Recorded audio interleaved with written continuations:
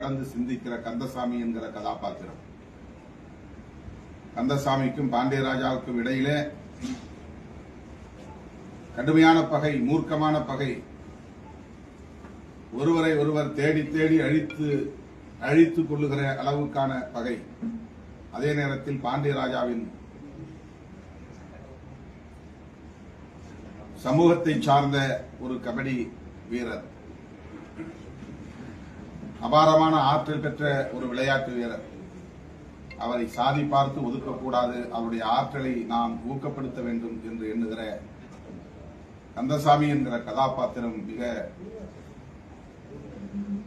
உயர்ந்த இடத்திலே வைத்து நாம் வணங்க செய்கிறது. அவருடைய பகை ஒரு குழுவுக்கு எதிராகத்தானே தவிர சாதிக்கு எதிராக இல்லை என்பதை அவர் உணர்த்துகிறார்.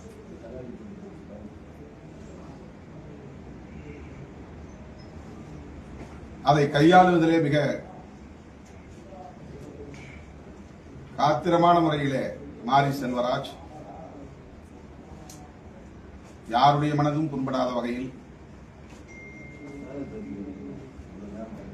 இரு சமூகங்களுக்கு இடையிலே எந்த பகையும் ஏற்படாத வகையில் காட்சிப்படுத்தி இருக்கிறார் என்பதுதான் இதிலே போற்றுதலுக்குரியது. கந்தசாமி சுற்றி வளைக்கப்படுகிற போது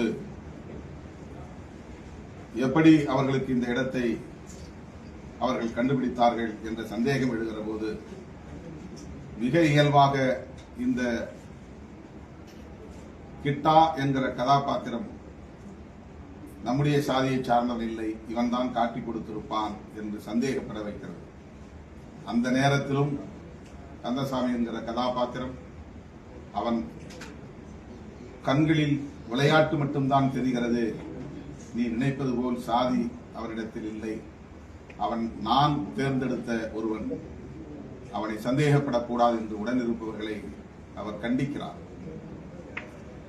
தன்னுடைய பெயரை பச்சை குத்திக் கொண்டு பிற சாதியினரிடம் வம்பு இழுக்கக்கூடியவனை அடிக்கிறார்,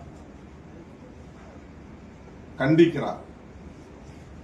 இந்த குழுவிலே நீ இருக்க வேண்டாம், உன் மீது எல்லோரும் சந்தேகப்படுகிறார்கள், என் கிளப்பிலும் டீமிலும் நீ விளையாட வேண்டாம், கேபி டீமிலும் நான் இன்னொரு குழுவுக்கு உன்னை பரிந்துரைக்கிறேன், அந்த குழுவிலே நீ இணைந்து விளையாடு, நீ போக வேண்டிய தூரம் மிக மிக உயர்ந்த இடமாக இருக்கிறது என்று அவனை வாழ்த்தி அனுப்புகிறார். இவ்வளவு கடுமையான இரத்த களரி நடக்கிற ஒரு மண்ணில்